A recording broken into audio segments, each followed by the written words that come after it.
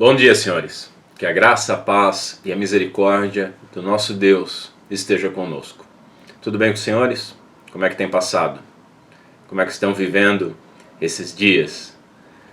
Dias continuam tenebrosos, cheios de desinformação, cheio de politicagem, né? Eles politizaram essa enfermidade, esse vírus, essa pandemia. Não sabemos quais são os objetivos verdadeiros da China, mas pelo menos no nosso território nós sabemos os objetivos verdadeiros tanto da mídia como de uma série de governadores que se transformaram em pequenos ditadores e agora ainda querem que o governo federal pague a conta, e no final quem paga a conta somos nós, porque são os nossos impostos. O governo não vai imprimir moeda, né?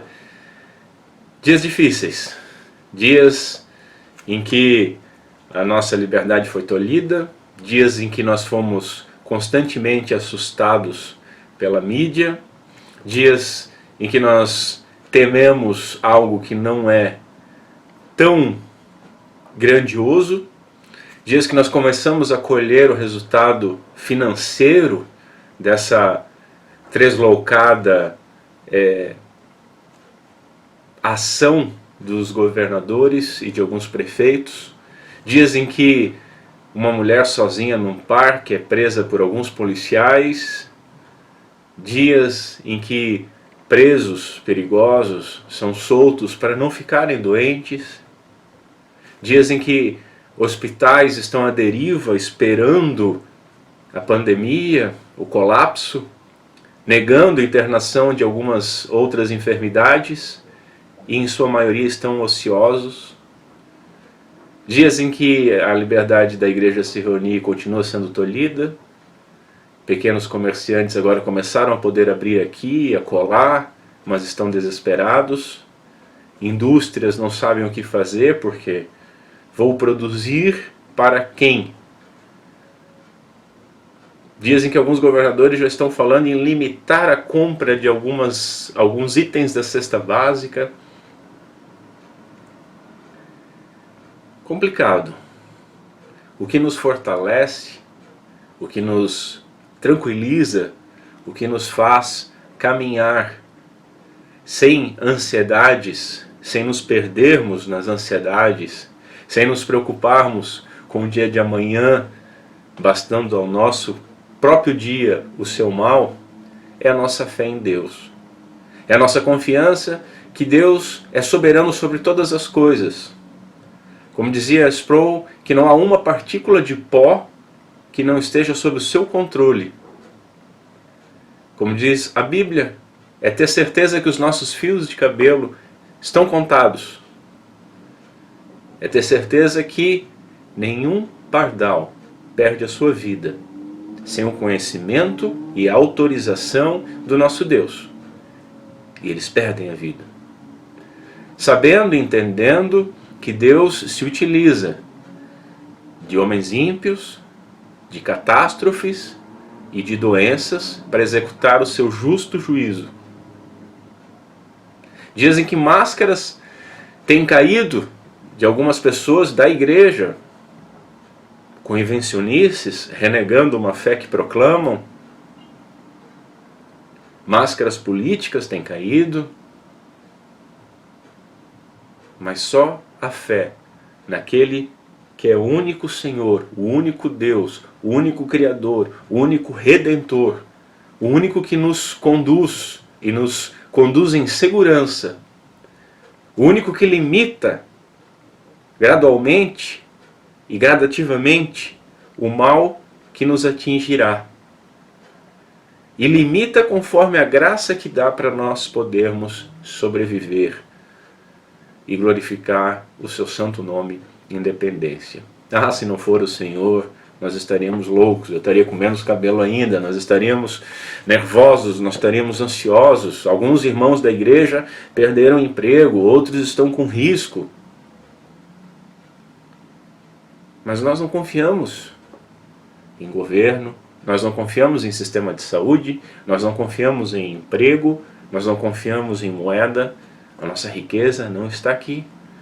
E nós confiamos que Deus vai guardar cada um de nós e vai sustentar cada um de nós, e que nós vamos passar por esse período e vamos vencer, talvez levando marcas, mas vamos vencer em nome de Cristo Jesus, para a glória do nosso Deus.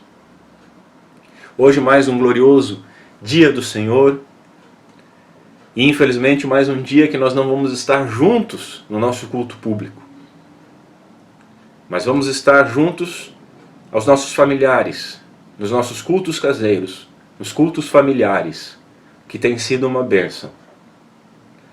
Eu quero compartilhar uma pequena mensagem com os irmãos e depois convocá-los novamente ao culto familiar e pedir que os irmãos enviem as fotos. Tem sido uma alegria ver as fotos dos cultos, ver os irmãos reunidos na mesa, agora com um pouco mais de tempo, com a Bíblia aberta, estudando, cantando um salmo. São pequenas coisas que no meio dessa pandemia, no meio desse desencontro de informações, incertezas e inseguranças, nos dá ânimo, nos dá alegria, porque glorifica a Deus. Quem sabe não precisou disso para nós podermos entender, muitos de nós entender, que dá para reunir a família, que dá para abrir a Bíblia, que dá para ler, que dá para meditar, que dá para se edificar, que dá para orar, que dá para cantar em família e ser alimentado e ser abençoado e ser fortalecido por Deus e glorificar esse Deus que nos deu tanta coisa. Antes de ler aqui, eu lembrei de um vídeo que eu recebi, achei muito interessante, de um senhor na Europa que, ao sair do hospital, ele se recuperou do coronavírus e era um senhor de idade, mais de 80 anos, e ele recebeu a conta do hospital pelo tempo que ele usou o respirador, né, na UTI. E quando ele pegou aquela conta, ele começou a chorar, e as pessoas se apavoraram achando que ele estava muito preocupado com o dinheiro que ele iria gastar. E ele disse, não estou preocupado com o dinheiro que eu vou gastar, com o dinheiro que eu gastei utilizando esses recursos. O que eu estou chorando é que eu precisei usar aqui durante umas 2 semanas esse respirador e há uma conta sobre isso. Eu vou ter que pagar. E isso é justo. Mas por outro lado eu estou lembrando que há mais de 80 anos eu tenho respirado. E eu nunca agradeci a Deus por essa respiração. Eu nunca agradeci a Deus pelo ar. Eu nunca agradeci a Deus pelo fôlego da vida. A minha dívida com Deus é enorme. Eu não tenho demonstrado gratidão. Que nós possamos utilizar de todos os meios aos quais Deus levanta ao nosso redor para glorificar o nome de Deus. Alegria, tristeza, dor, luto, pranto, incerteza, insegurança, vitória, em qualquer desses casos, dessas circunstâncias, o nome de Deus deve ser glorificado e nós devemos viver em piedade, com contentamento. Vamos orar antes de eu meditar aqui. Curve a sua cabeça.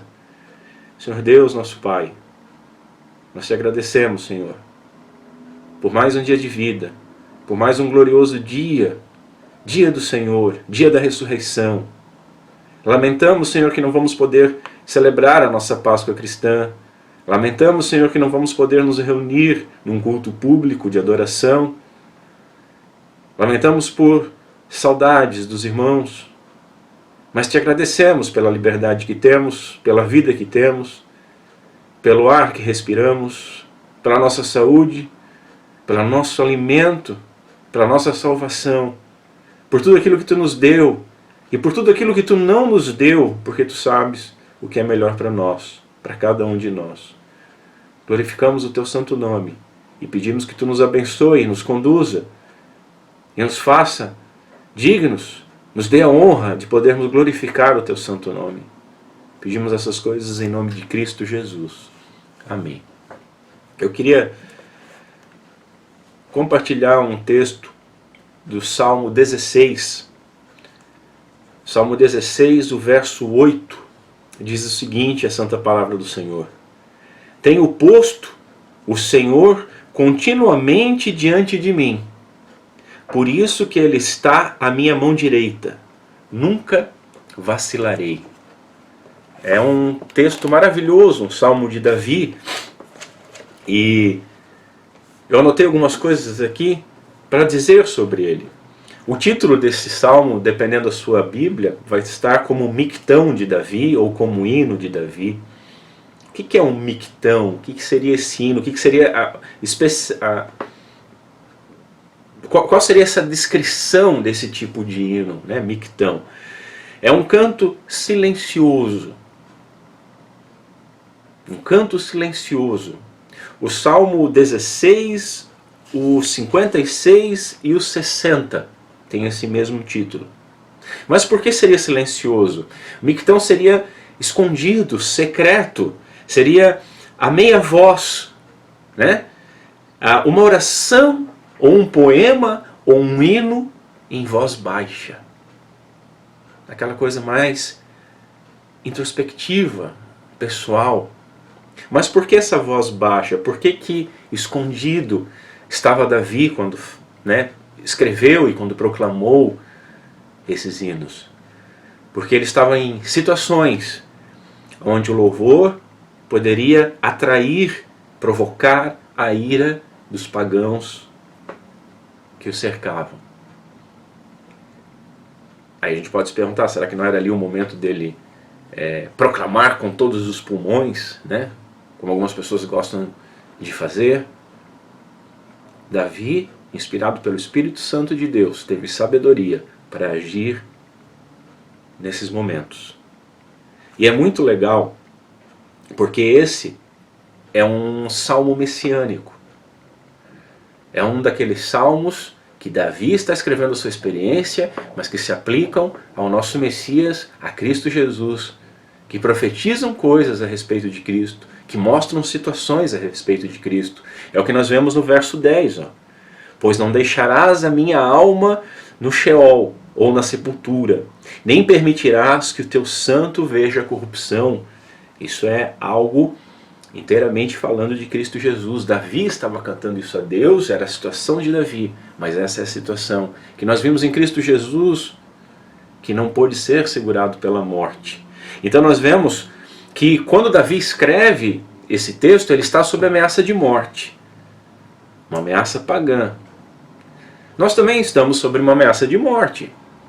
Ameaça de morte de uma enfermidade, muito pouco provável, mas uma ameaça de morte por escassez, por fome, por desemprego, pelas consequências da fome e do desemprego, que é roubo, é revolta popular, é saque, é aumento de preço.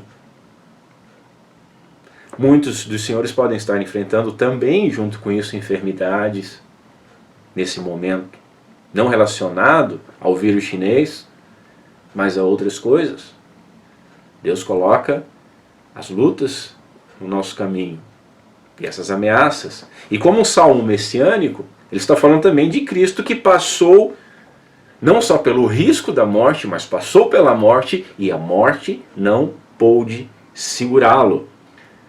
Pedro, no seu primeiro sermão pós-Pentecostes, lá em Atos dos Apóstolos, capítulo 2, a partir do verso 25 até o 28, Pedro cita esse salmo, né? E ele escreve da seguinte forma, ele cita da forma da Septuaginta. A respeito dele, diz Pedro, a respeito dele quem? A respeito de Cristo Jesus. A respeito dele afirmou Davi, diz Pedro: eu sempre vi o Senhor diante de mim, porque está à minha direita. Nosso texto hebraico: tenho posto o Senhor continuamente diante de mim. Eu sempre vi o Senhor diante de mim, eu tenho posto, eu sempre coloco, eu sempre enxergo, eu sempre me coloco na posição de estar diante de Deus. Pedro aqui está explicando que Jesus não podia ser segurado pela morte, pela sepultura, mas que a confiança também de Cristo era estar o Senhor sempre à sua direita, nunca estar sozinho. Esse verso 8, ele é traduzido da seguinte forma. A NVI e a King James atualizada dizem o seguinte: tenho sempre o Senhor diante de mim, com Ele à minha direita, não serei abalado. As duas traduções só invertem a ordem, tenho sempre e sempre tenho, né? A NVI e a King James. Tenho sempre o Senhor diante de mim, com Ele eu nunca serei abalado. Ou tenho posto o Senhor continuamente diante de mim, por isso que Ele está à minha mão direita e eu nunca vacilarei. A Bíblia de Jerusalém traduz assim: ponho Yahvé à minha frente sem cessar. O que é esse ponho, tenho posto, né? Ou eu pus, que pode ser uma forma de traduzir também. Qual é a implicação disso para a nossa vida? A implicação disso é que Davi está escrevendo nesse salmo silencioso, onde a sua vida corre risco, pelos motivos do contexto que ele vivia, e onde nós compartilhamos de um contexto constante, porque, como dizia minha avó, para morrer basta estar vivo, e a nossa vida está constantemente em risco enquanto estamos vivos. E ele falando de forma secreta, escondida, mas introspectiva, com uma voz baixa, ele escreve esse poema dizendo, com a implicação que ele está colocando: tenho posto, eu pus, eu confio sempre em Deus. E por isso esse salmo podia ser aplicado ao nosso Senhor Jesus Cristo, ao Messias, que andava, fazia, falava aquilo que tinha ouvido do Pai e veio para glorificar ao Pai. Agora, tem uma outra implicação nesse ponto. Tenho posto o Senhor sempre à minha frente, traz uma implicação de confiança e traz uma implicação de obediência. Porque veja bem, nós sabemos, um ponto comum, esqueci o termo, é um artigo de fé, a onipresença de Deus, e nós sabemos que Deus está em todos os lugares. Logo, nós estamos sempre na presença de Deus, nós nunca entramos na presença de Deus, nós estamos na presença de Deus. E o Dr. Lloyd Jones, ele uma vez afirmou algo muito forte, que ele disse que se os cristãos tivessem consciência de estarem 24 horas diante do Senhor, eles agiriam, viveriam, pensariam, falariam de forma diferente. Nós esquecemos que estamos diante do Senhor. E por isso muitas vezes nós agimos como se nós estivéssemos escondidos. Como se não existisse o Salmo 139 e nós imaginássemos que em alguns porões do mundo, em algumas antessalas, em alguma profundidade ou altura, nós estivéssemos ou pudéssemos estar longe do Senhor. Nós agimos, quando a dor nos alcança, como se o Senhor tivesse nos abandonado. Quando as tentações exteriores encontram as concupiscências internas do nosso coração, dos nossos olhos, nós agimos como se naquele momento nós estivéssemos à sombra do Senhor e Ele estivesse olhando para algum outro lado. E muito nos ajudaria ter a certeza que nós estamos sempre diante dos seus olhos. Não nos escondemos nunca. E não escondemos nunca o que sentimos, o que pensamos, o que imaginamos, o que queremos, o que achamos. Lembra a esposa de Abraão? Por que riste? E Sara diz, não, não ri. Não fala isso, porque tu riste, eu vi. Eu acho maravilhoso esse texto. Ele sabe, Deus sabe o que nós fazemos, o que passamos.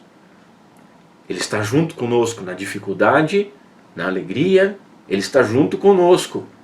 Nós estamos diante dEle quando nós pecamos e quando nós glorificamos o Seu nome. Então, ter esse pensamento né, tenho posto, eu pus o Senhor sempre diante de mim. É muito importante, porque é de certa forma, um freio moral, nos conduz a uma vida de contentamento, uma vida de segurança, porque nós estamos diante daquele que é o Pai e que sabe das coisas que nós precisamos antes de nós falarmos. E também nos traz um ponto de obediência, pois nós estamos sempre diante de Deus. Sabe aquele funcionário de corpo mole de empresa? Quando está o supervisor, quando está o chefe perto, ele está trabalhando um monte, o supervisor vira as costas, ele se folga. Isso é uma característica nossa. Infelizmente, nós como seres humanos temos essas coisas. Agora, se nós lembrarmos que estamos constantemente diante do nosso Senhor, Deus, Criador, Salvador e Pai, nós obedeceremos constantemente, porque teremos temor. Não medo, temor. Porque a mesma cara de pau que nós usamos quando pecamos, quando murmuramos, é aquela mesma cara que nós usamos para pedir perdão. E quando lembramos que é essa mesma cara que está constantemente diante de Deus, nós agimos diferente. Isso nos leva a uma ação diferente. Resumindo, Davi aqui está dizendo o seguinte, olha, eu sempre sou ajudado por Deus. Eu tenho sempre o Senhor à minha frente. Eu tenho posto continuamente o Senhor diante de mim.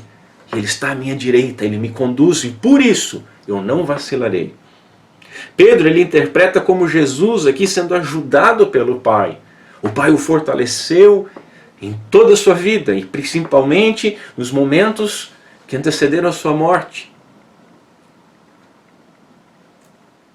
E nós devemos ter certeza de que Cristo, que hoje está à direita do Pai, mas está em nós através do seu Espírito Santo, Ele está sempre ao nosso lado, sempre nos cuidando, sempre zelando, sempre intercedendo, sempre advertindo, sempre disciplinando, sempre sabendo o que nós precisamos ou o que não precisamos, sempre velando por nós, nos auxiliando, nos conduzindo.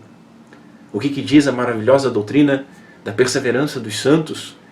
Que ela não é bem uma perseverança, ela é uma preservação. Nós estamos na mão do Pai, da mão do Pai ninguém pode nos tirar. Isso é glorioso, isso nos deixa contentes e isso nos traz algumas aplicações. Nós devemos então entender com esse texto que a Trindade, Deus, o nosso Deus triuno, Ele observa e testemunha todos os momentos da nossa vida. E nós devemos colocar isso. Veja, vou frisar isso aqui. Tem algumas pessoas que dizem assim, nós agora entramos em Tua presença, Deus, eu não sei onde é que eles estavam antes. Porque nós estamos sempre na presença de Deus. Agora, há uma questão muito importante quando você toma consciência disso. E há uma questão muito importante quando você está fazendo essas coisas com fé. O seu dia é outro, a sua ação é outra. Tenho posto o Senhor, eu pus o Senhor, eu ponho o Senhor continuamente diante de mim. Assim, ao saber disso, nós encontramos em primeiro lugar, quando nós temos a consciência disso, nós encontramos paz e conforto. Nós nunca estamos desamparados. Nunca. Não estamos desamparados na dor, na perda do emprego, na conta que não fechou. Nós nunca estamos desamparados no choro noturno, nas preocupações. O Senhor sempre está conosco, por isso nós devemos ter paz e conforto. Às vezes o melhor conforto que nós recebemos de uma pessoa não é nem uma palavra, mas é um abraço. E nós nesses dias estamos carentes de abraço. Às vezes é só a presença da pessoa. E nós, quando entendemos isso, quando sabemos que Deus está constantemente à nossa frente, nós o colocamos, entendemos, observamos, olhamos com bons olhos, que Deus está sempre ao nosso lado, nós encontramos esse conforto. conforto que ser humano nenhum pode dar, a paz que o mundo não pode dar, a paz que o mundo não compreende, a paz que faz com que nós louvemos ao nome do Senhor, com 1000 caindo a um lado, 10.000 no outro lado e nós firmes. Dá também confiança e segurança. Às vezes nós murmuramos, nós reclamamos, nós vacilamos na nossa fé, porque parece que estamos sozinhos, mas não estamos sozinhos. Coloque sempre o Senhor à sua frente. Isso lhe dá confiança, lhe dá força, lhe dá segurança. Mal nenhum pode te atingir sem que Deus tenha determinado, limitado e dado força para você passar por isso. Em segundo lugar, ter isso em mente nos conduz a um temor. Volto a dizer, não medo, temor. Uma obediência sadia. Aquelas coisas que nós às vezes fazemos, pensamos no nosso íntimo, como se estivéssemos escondidos, quando estamos longe dos outros, quando nós tiramos a nossa máscara hipócrita do bom cristão, né? Tiramos e é nós mesmos, sozinhos. Aproveitemos esse momento, quando nós tiramos essa máscara de falsidade e hipocrisia, e lembremos que nós estamos diante do Senhor. Coloque Ele à sua presença. Daí você vai ter temor, obediência.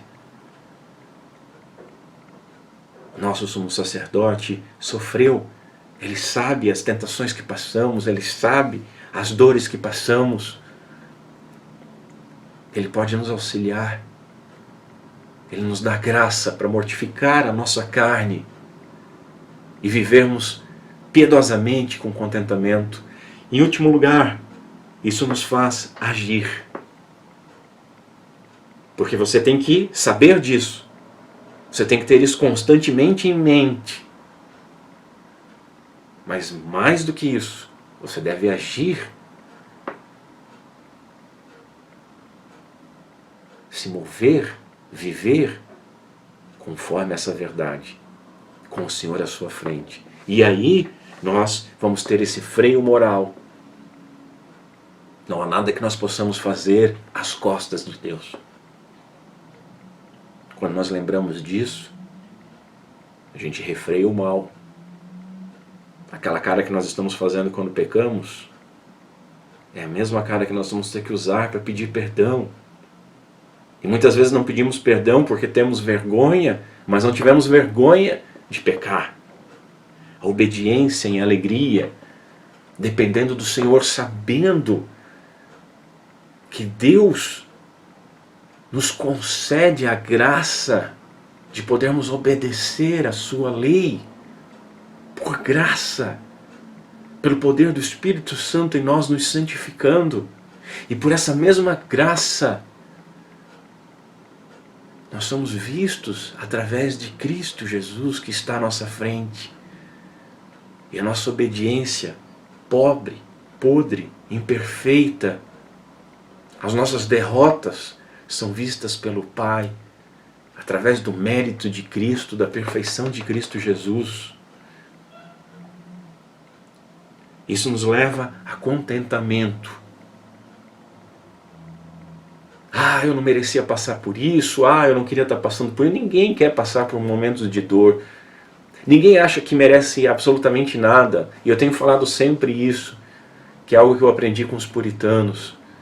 O mal que nos atinge é um mal permeado da misericórdia de Deus. O que nós merecíamos era muito pior.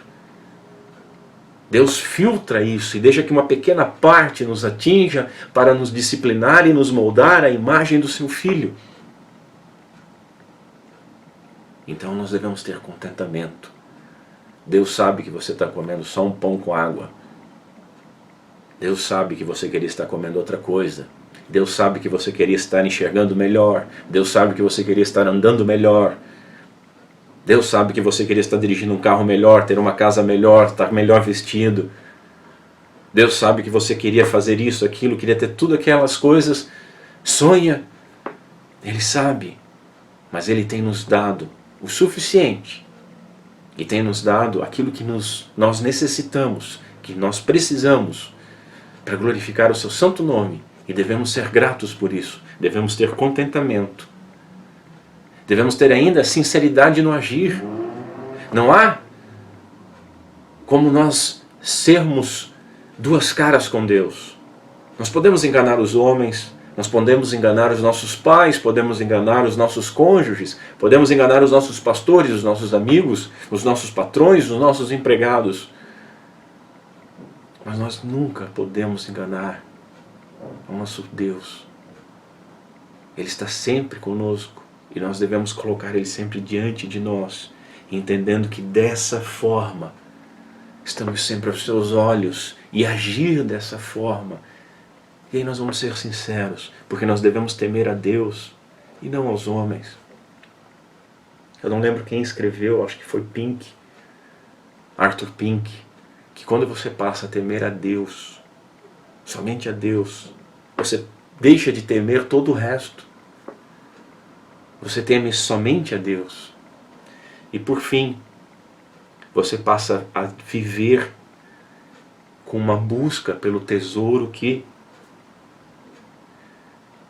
não se gasta, que não é corrompido, que não é roubado.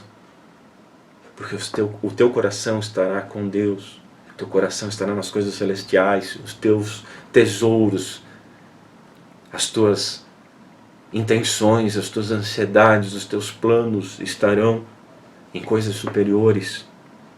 A tua riqueza estará em Deus. Lembrando que constantemente nós estamos diante do Senhor, sozinhos em casa, no nosso trabalho, dormindo em momento de perigo, e colocando na nossa mente: eu ponho o Senhor diante de mim. E o Senhor está diante de mim, eu me coloco numa posição de servo. E servo vai servir ao Senhor e vai buscar as coisas que o Senhor ordenou. E não vai se importar com nada desse nosso plano, dessa nossa peregrinação aqui nessa terra. Trabalhamos, comemos, compramos, nos alimentamos, compramos livros, guardamos dinheiro, fazemos várias coisas, não estamos impedidos de fazer essas coisas, mas não está o nosso coração nestas coisas. Se tivermos que abrir mão, nós abrimos mão de qualquer coisa para estar com Deus. Ele está diante de nós. Nós nos regozijamos e ansiamos com aquela verdade de 1 João 3, de vermos como Ele é e sermos transformados plenamente à sua imagem. Que Deus nos abençoe, que Deus nos ajude a viver desta forma, a colocar, a pôr diante de Deus, diante de nós, Deus constantemente. Que Deus nos ajude. Vamos orar mais uma vez. Senhor Deus, nosso Pai, nos auxilia na dependência total de Ti. Nos auxilia a enxergarmos essa verdade absoluta que Tu estás sempre conosco. E nos ajuda a Te colocar diante de nós, a colocarmos os nossos olhos em Ti e nos comportarmos sabendo que estamos em Tua presença sempre. E que isso nos traga temor, obediência, conforto, confiança, ousadia, amor, dependência, segurança e anseio para estar cada vez mais unido a Ti.